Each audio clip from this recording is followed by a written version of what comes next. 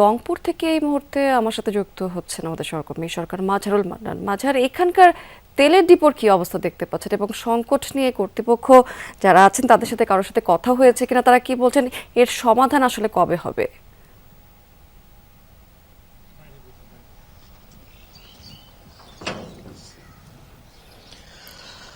বৃষ্টি যে তথ্যটি দিতে চাই, যদি আমি রংপুর বিভাগের পেট্রোল, ডিজেল এবং অকটেনের চাহিদার কথা বলি, যেটি রংপুর বিভাগীয় কমিশনার কার্যালয় থেকে দেয়া হয়েছে, সেটি হচ্ছে যে রংপুর বিভাগের যে 8 জেলা আছে, 8 জেলায় ডিজেলের চাহিদা হচ্ছে বর্তমানে প্রায় 10 লাখ লিটার প্রতিদিন, কিন্তু সরবরাহ হচ্ছে মাত্র 9.25 লাখ লিটার।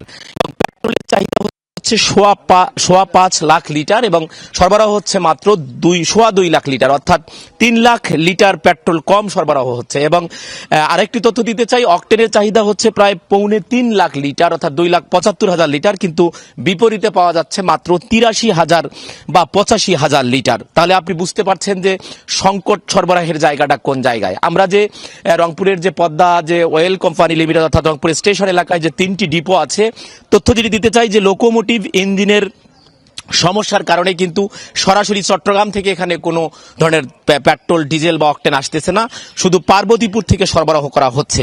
এবং সঙ্গত কারণেই কিন্তু সংকটটি একেবারে চরম আকার ধারণ করেছে, অর্থাৎ যাদের যে পেট্রোল পাম্পটিতে দরকার 1 লরি বা 2 লরি, সেখানে কিন্তু 3,000 বা 2,000 বা 3,000 লিটার পাওয়া যাচ্ছে। সে কারণে কিন্তু সংকটটা তৈরি হয়েছে। আর গ্রাহক পর্যায়ে এক ধরনের মজুদের প্রবণতা আছে, সে কারণে এই সরবরাহটা তৈরি হয়েছে। যেটি বারবার বলার চেষ্টা করা হচ্ছে যে রংপুর অঞ্চলে অর্থাৎ রংপুর বিভাগে সরবরাহটা খুবই দ্রুত গতিতে বাড়ানো প্রয়োজন। রাবেয়া স্মৃতি।